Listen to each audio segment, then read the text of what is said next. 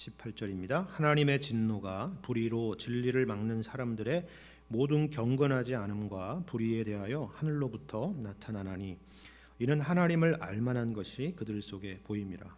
하나님께서 이를 그들에게 보이셨느니라. 창세로부터 그의 보이지 아니하는 것들 곧 그의 영원하신 능력과 신성이 그가 만드신 만물에 분명히 보여 알려졌나니 그러므로 그들이 핑계하지 못할지니라. 하나님을 알되 하나님을 영화롭게도 아니하며 감사하지도 아니하고 오히려 그 생각이 허망하여지며 미련한 마음이 어두워졌나니 스스로 지혜 있다 하나 어리석게 되어 썩어지지 아니하는 하나님의 영광을 썩어질 사람과 새와 짐승과 기어다니는 동물 모양의 우상으로 바꾸었느니라. 아멘. 모든 성경이 그렇지만요, 특별히 우리가 함께 읽은 이 로마서 말씀은 우리와 같은 이방인들에게는 참으로 고마운 말씀입니다. 그 이유는 이 로마서 말씀은 우리 같은 이방인들이 하나님의 백성이 되고 그리고 하나님의 자녀가 된 것이 본래 하나님의 의도였고 그리고 하나님의 뜻이었다라고 그렇게 우리에게 말씀해주고 있기 때문입니다.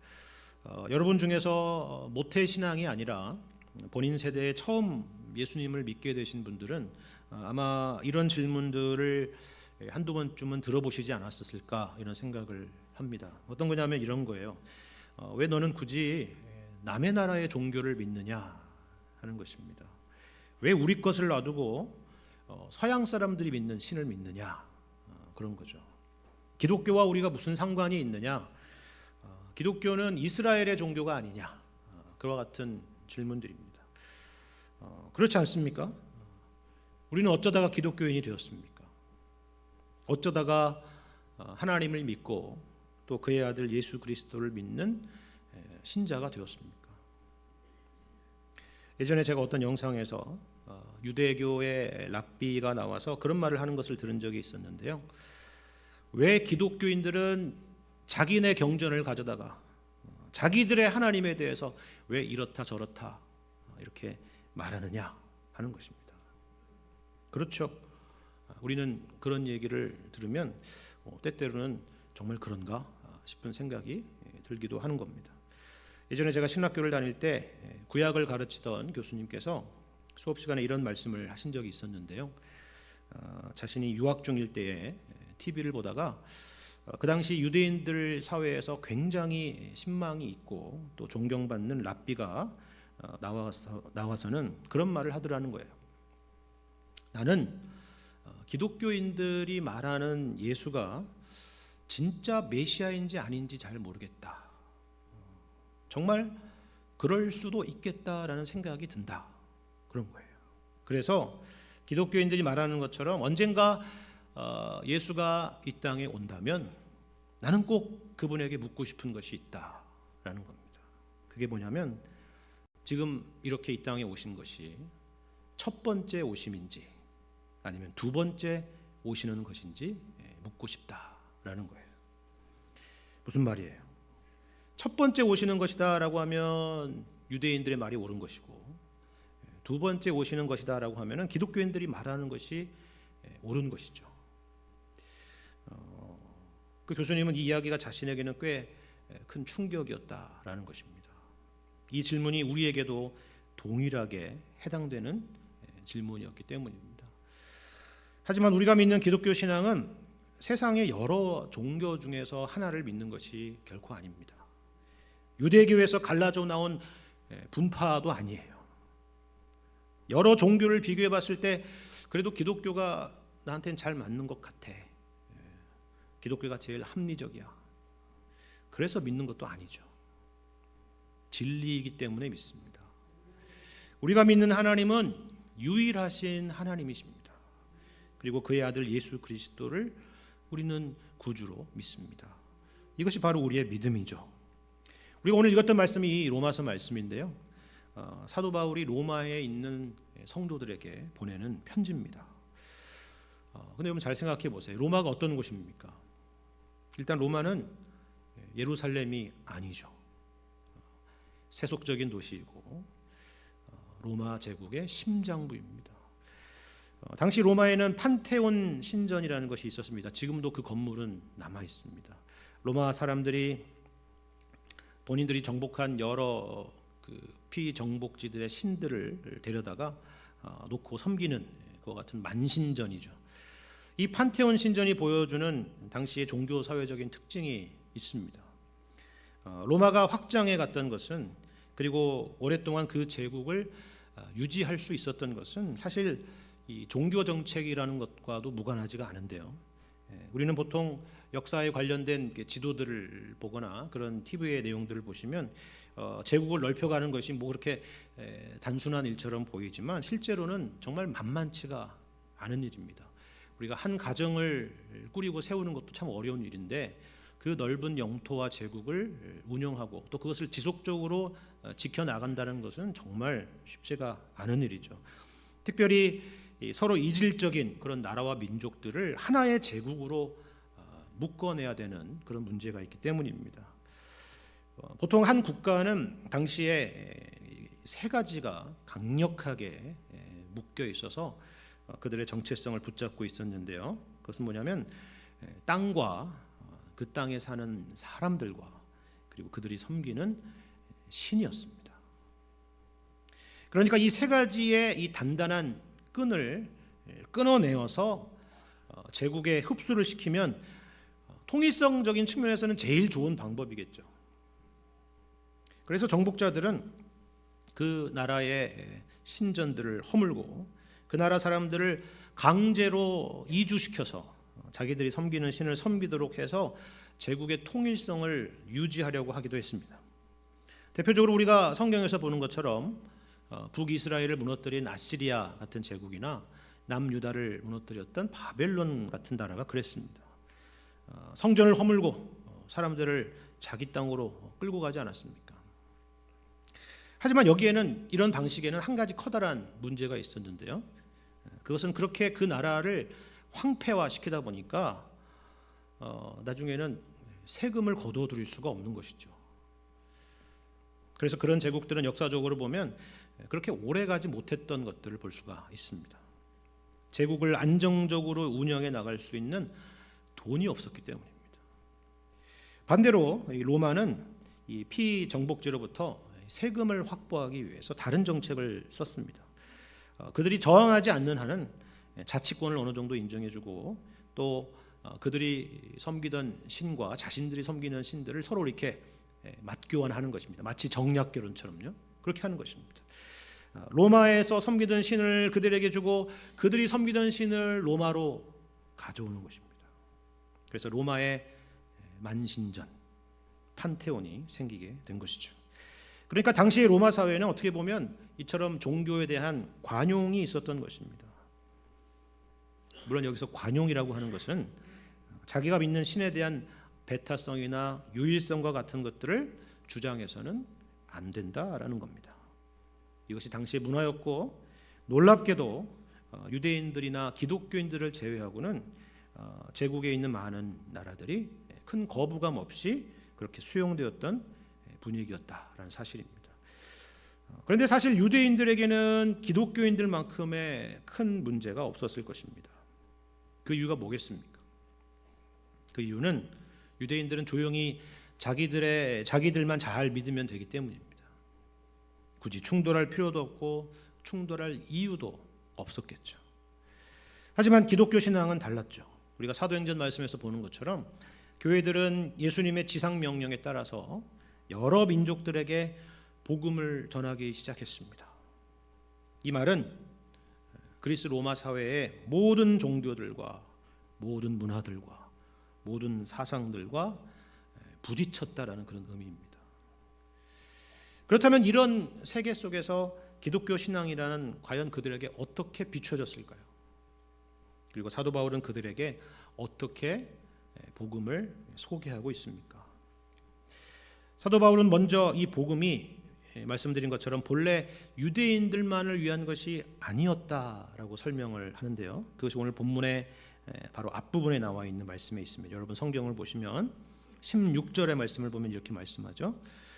내가 복음을 부끄러워하지 아니하노니 이 복음은 모든 믿는 자에게 구원을 주시는 하나님의 능력이 됨이라.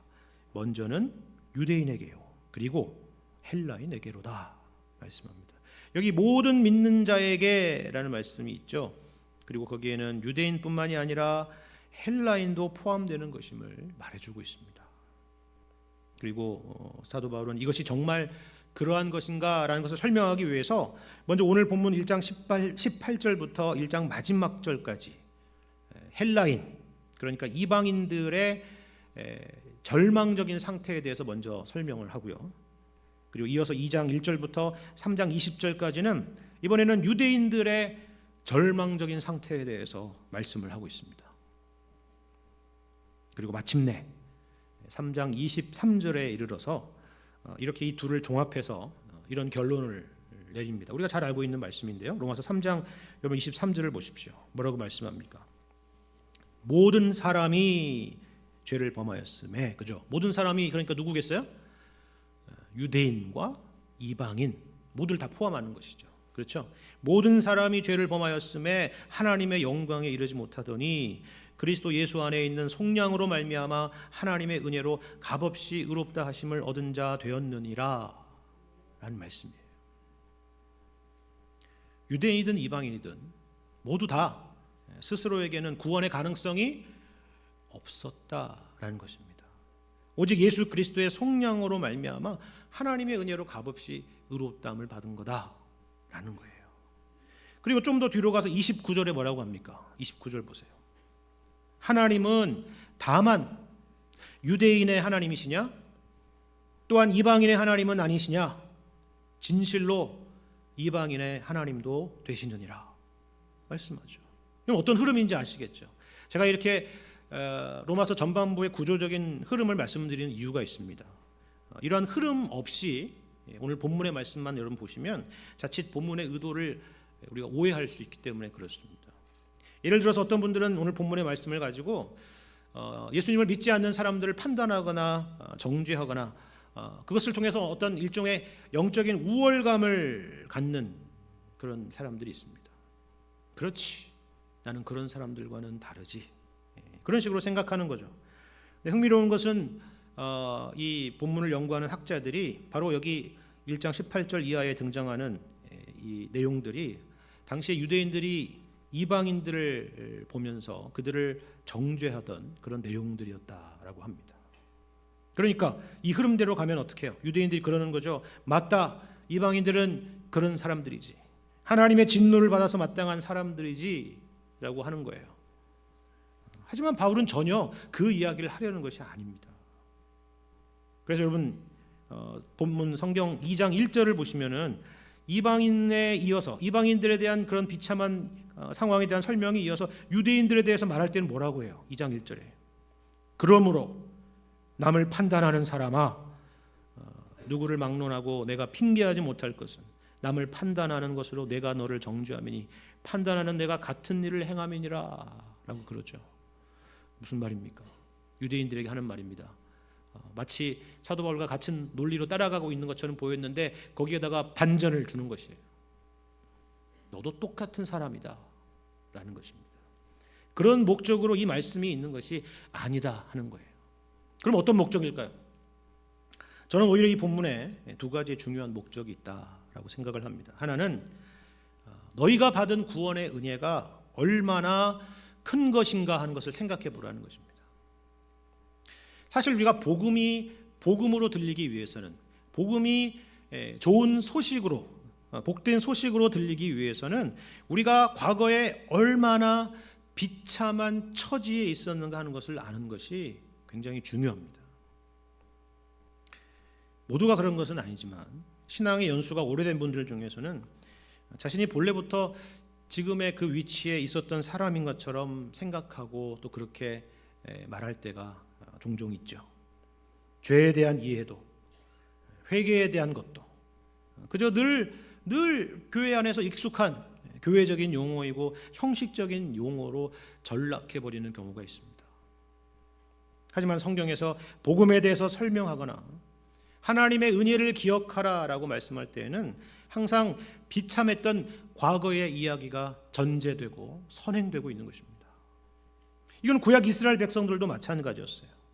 하나님께서는 이스라엘 백성들에게 중요한 역사적인 그런 순간들마다 끊임없이 너희가 과거에 어떤 사람들이었는지를 기억하라 라는 말씀으로 그들을 상기시키는 그런 말씀들을 주십니다.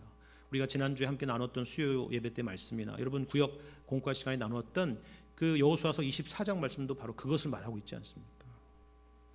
마찬가지입니다. 신약에서는 특별히 예배소서 말씀을 보시면요, 항상 특별히 반복되는 표현이 뭐냐면 그때는 이라는 것과 이제는 이라는 것입니다. 그때에는 너희가 그리스도 박해 있었다. 그때에는 너희가 세상에서 소망도 없었고 하나님도 없는 자들이었다. 하지만 이제는 너희가 그리스도의 피로 가까워졌다. 그렇게 말씀해요. 그러니까 이 두 가지를 알고 이 둘 사이에서 무슨 일이 있었는지를 아는 것이 바로 복음에 대한 이해이고 신앙이라 하는 것입니다. 어느 것 하나도 우리는 놓쳐서는 안 된다 하는 것이죠. 또 다른 목적은 간접적인 목적인데요, 이번엔 내가 아니라 이웃을 위한 목적, 일종의 전도와 선교의 목적이 있습니다.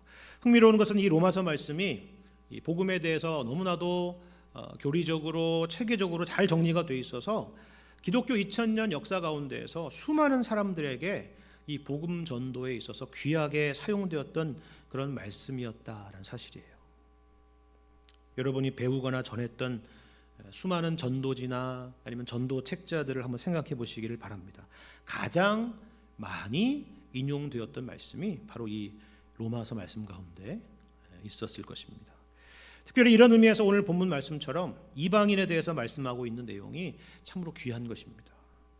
믿지 않는 사람들, 성경도 모르고 예수님도 모르는 사람들에게 지난 주일에 아테네 철학자들과 변론했던 바울과 같이 복음에 대해서 그들에게 질문을 던지고 그리고 생각하게 만드는 그런 중요한 진리를 바로 이 말씀 가운데 담고 있기 때문에 그렇습니다.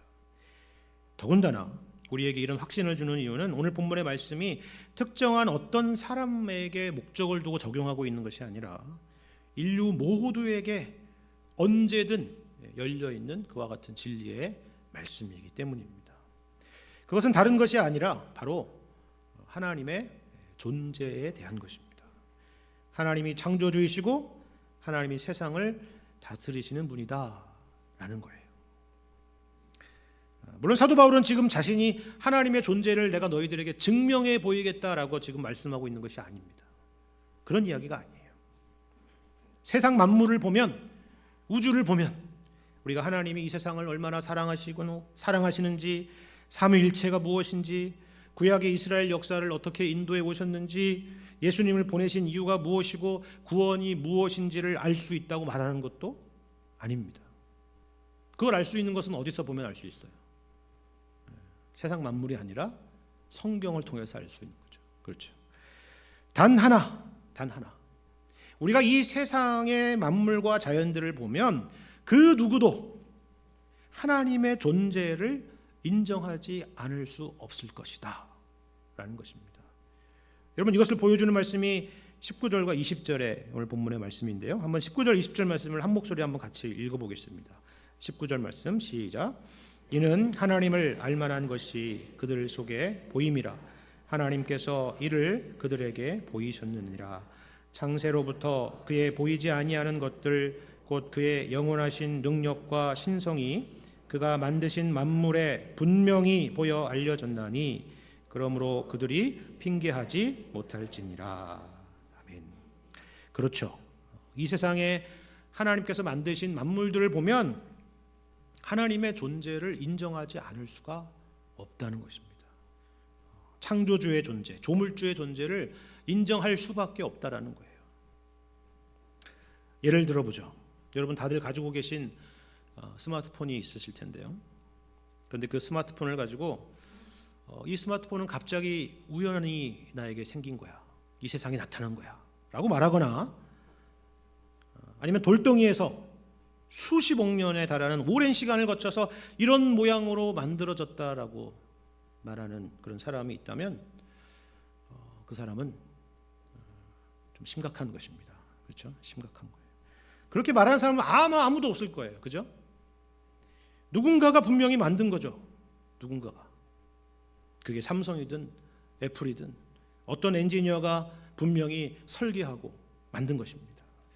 그게 누구인지는 정확하게 몰라도 만든 사람이 있다라고 하는 그 사실 자체를 그 누구도 부정할 수가 없죠. 그렇죠. 마찬가지입니다. 그 스마트폰보다 정교한 우주입니다.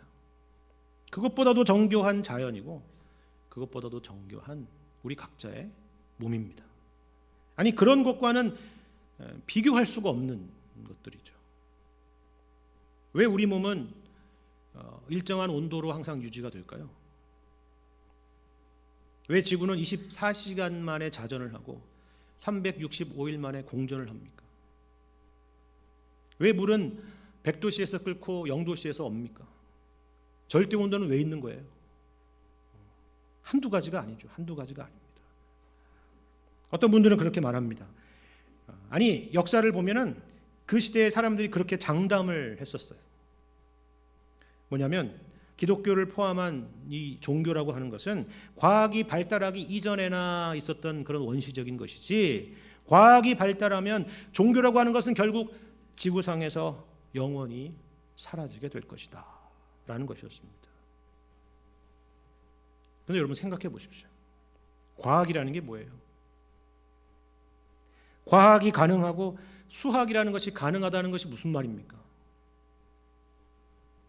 뒤죽박죽이고 엉망이고 예측 불가능하면 그와 같은 것이 가능할 수가 있겠어요? 불가능한 일이죠. 과학이 가능하고 수학이 가능하다는 것은 법칙이 있다는 거죠. 법칙이. 법칙이 뭐예요? 이 세상에서는 질서가 있다는 것이고 어떤 원리가 작용하고 있다는 거잖아요. 이게 여러분 아이러니 아닙니까?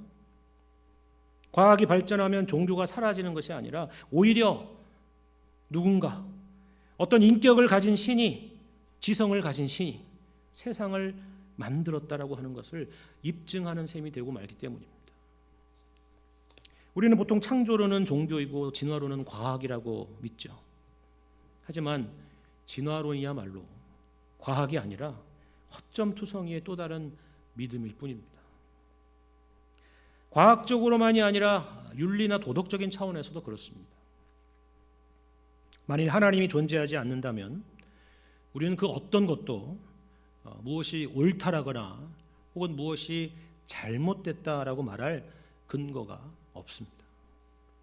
예를 들면은 이런 거죠. 어떤 사람이 있는데 자기는 이 세상에 존재하는 많은 수많은 주장들이 다 상대적이라고 생각을 하고 그렇게 믿고 그 누구도 이것은 잘못된 것이야, 이것은 옳은 것이야 라고 다른 사람에게 강요하거나 주장할 수 없다고 그렇게 말하는 사람이 있다고 생각을 해보십시오. 실제로 그런 사람들이 많이 있지 않습니까? 그렇죠? 그런데 바로 그 친구나 아니면 그 친구가 사랑하는 누군가가 부당한 대우를 받거나 또 누군가에게 어떤 끔찍한 일을 겪게 된다면 그걸 주장했던 그 친구는 뭐라고 말할까요? 이럴 수는 없다 그러겠죠. 이것은 절대로 옳지 않은 일이다라고 분노할 것입니다. 무슨 말이에요? 지금 스스로 자기 모순에 빠지는 것이죠. 자기는 절대 가치라는 것은 없고 모든 것은 상대적이라고 믿으면서 적자 생존과 약육강식의 진화론을 믿으면서 정작 자기 자신이 약자가 되고 피해자가 되니까 정의를 호소하고 옳음을 부르짖고 하는 것을, 이런 정의와 옳음이라는 것을 기준을 삼아서 호소하는 것입니다. 무슨 말인지 아시겠죠? 이 세상의 만물들과 우리의 모습들을 정직하게 돌아보면은 우리는 그 누구도 하나님의 창조의 흔적을 부인할 수 없다라는 사실입니다. 그것을 만약에 부인한다면 우리는 모순에 빠질 수밖에 없다라는 거예요. 그런데 여러분 여기 20절 하반절을 보시면 뭐라고 말씀하고 있습니까? 핑계하지 못할 것이다 라고 말씀하죠. 핑계하지 못할 것이다. 여러분 이 핑계하지 못한다라는 말이 어떤 말일까요? 왜 이런 표현을 썼을까요? 여러분, 핑계한다라 혹은 변명한다라고 하는 것은 일단 누군가에게 핑계를 하거나 변명을 할 상황이 다가오리라는 것이죠. 누구에게요? 하나님 앞에서. 그렇지 않습니까? 우리가 결국 후일에 하나님의 심판대 앞에 서게 될 것이라는 것을 전제하는 말입니다. 그런데 핑계하지 못한다라고 하는 말은 하나님이 만드신 이 세상의 만물 가운데 그 증거라는 것이 너무나도 명백하다라는 그런 의미입니다. 요즘 표현으로 하자면 빼박 증거다, 그런 의미입니다. 여러분, 우리가 보통 어떤 죄를 지으면 제일 우리가 많이 쓰는 변명 내지는 아니면 핑계가 뭘까요? 무슨 잘못을 하면 뭐가 있나요? 몰랐습니다, 그런 거죠. 아니, 당신 왜 신호를 어겼습니까? 제가 몰랐네요. 왜 속도를 위반했어요? 제가 표지판을 못 봤습니다. 이런 거잖아요. 제일 먼저 하는 거, 몰랐다는 것입니다. 하지만 오늘 본문의 말씀은 하나님 앞에서 결단코 몰랐다라고 말할 수가 없다라는 것이죠. 증거가 차고 넘친다라는 말입니다. 그런데 문제는 단순히 무지의 문제가 아니라고 오늘 본문의 말씀은 하고 있습니다. 먼저 18절의 말씀을 한번 보시죠. 18절 말씀을 보시면 뭐라고 말씀하고 있습니까? 하나님의 진노가 불의로 진리를 막는 사람들의 모든 경건하지 않음과 불의에 대하여 하늘로부터 나타난다라고 말씀합니다. 무슨 말이에요? 우리가 하나님을 인정하지 않는 것은 단지 말씀드린 것처럼 무지의 문제가 아니라 어떻다고요? 불의로 진리를 막는 사람들, 하나님을 알려고 하지도 않고 그것을 오히려 의도적으로 막고 있다는 사실입니다. 억누르고 있다는 거예요. 명백한 진리가 있음에도 불구하고 그렇지 않을 거야 라고 억누르는 것입니다. 제가 예전에도 한번 말씀드린 것 같은데요, 몇 년 전에 돌아가신 R.C. 스프롤이라는 훌륭하신 기독교 변증가이자 신학자이자 목사님이 계십니다. 그분이 한 번은 어느 일반 대학에 무신론자들이 모이는 동아리에서 초청을 받았습니다. 그래서 아마 이 목사님은 좋다, 이것이 그들에게 복음을 전할 수 있는 좋은 기회가 될 거다 생각하고 거기를 갔겠죠. 근데 이 무신론자 클럽에서 이 목사님을 초청하는 이유는 쉽게 말해서 자신들에게 하나님이 존재하는 증거를 이야기해 달라라는 것이었습니다.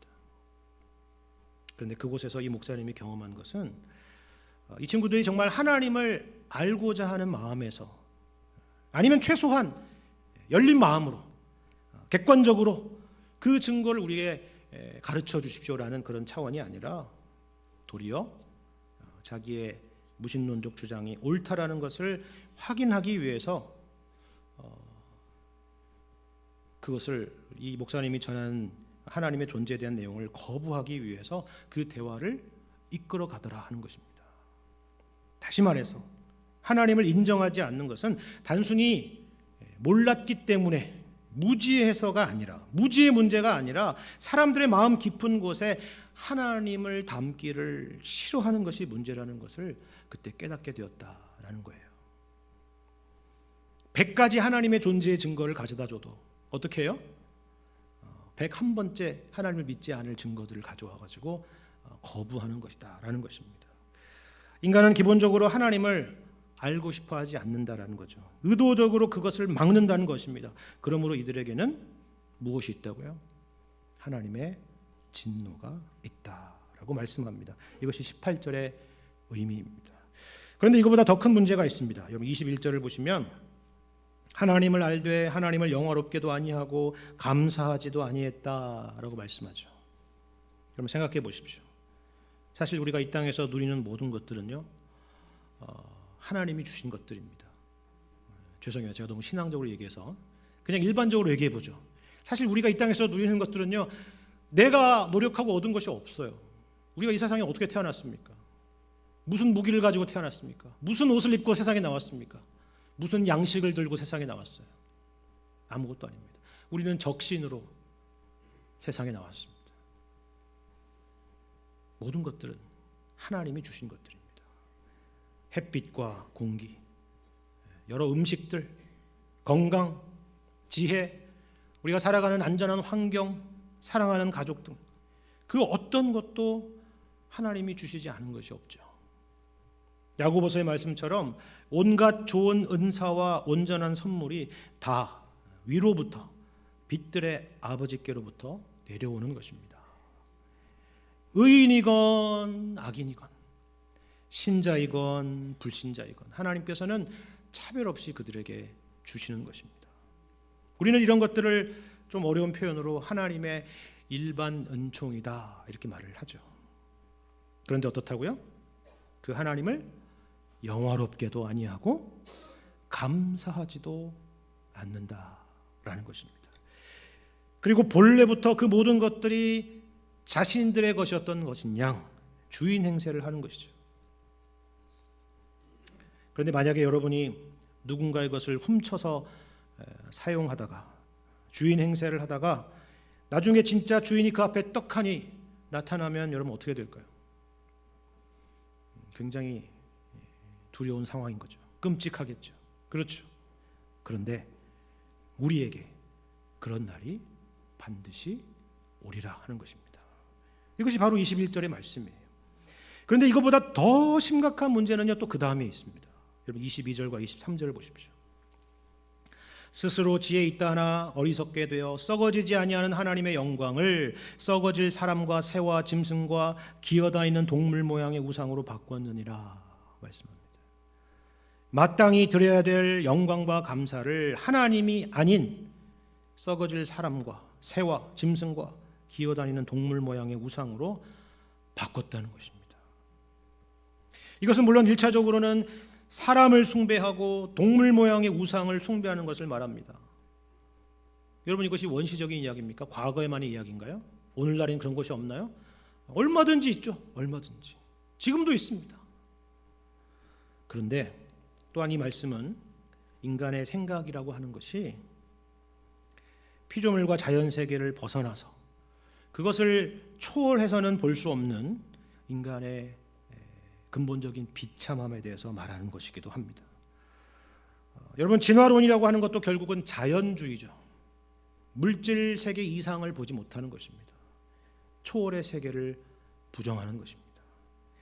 과학이나 자본주의나 공산주의와 같은 경제 시스템도 마찬가지입니다. 결국 물질과 눈에 보이는 자연이 전부인 생각들이죠. 하지만 그 모든 것들은 다 어떤 것이라고 말해요?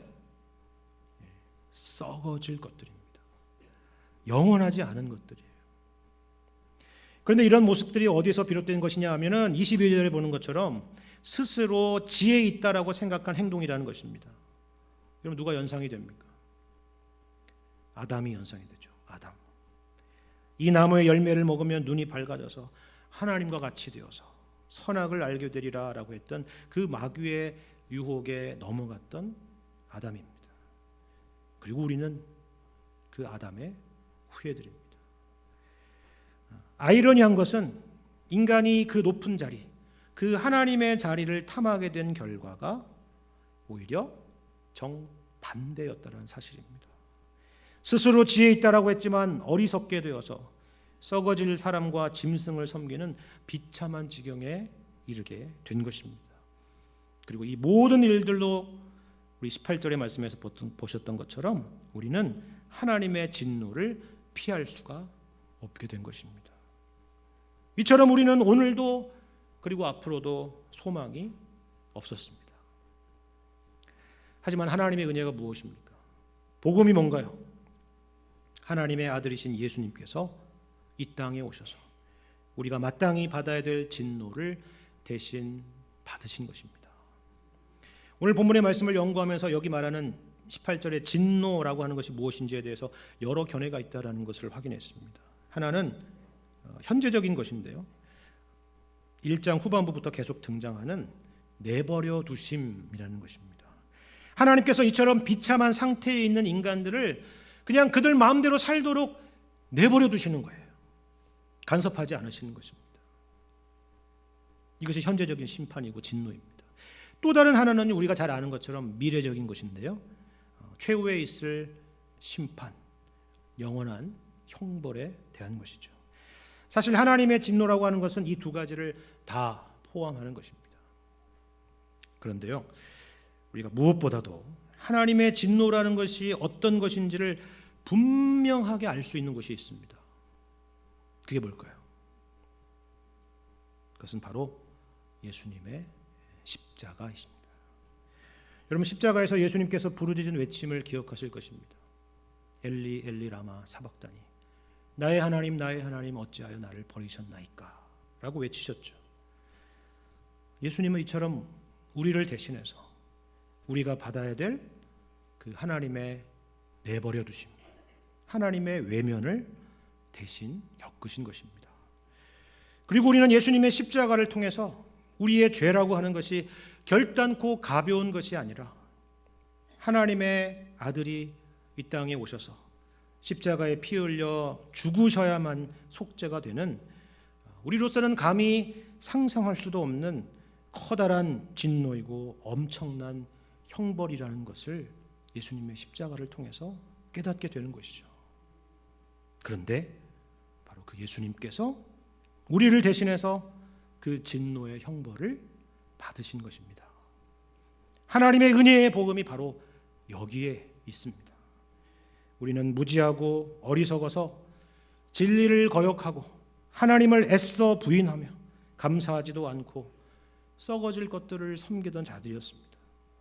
하지만 하나님의 은혜로 예수님을 믿게 하시고, 그래서 하나님의 진노의 형벌에서 우리를 구원하신 것입니다. 그 결과 우리는 예수님 안에서 모든 상황 가운데에서 하나님의 일하심을 보게 되고 하나님께 감사하고 또 하나님께 영광을 돌리게 되죠. 그래서 오늘 이 시간 우리가 이 예배의 자리에 있는 것입니다. 이 은혜를 늘 기억하시고 감사하시는 여러분 되시기를 바랍니다. 뿐만 아니라 과거에 우리와 같이 무지하고 어리석어서 하나님을 애써 부인하고 있는 우리 주변의 수많은 이웃들에게 우리를 위해서 십자가에서 모든 진노의 형벌을 대신 받으신 그 예수님을 말과 행실로서 증거하실 수 있는 여러분과 제가 되기를 우리 주님의 이름으로 간절히 축원합니다.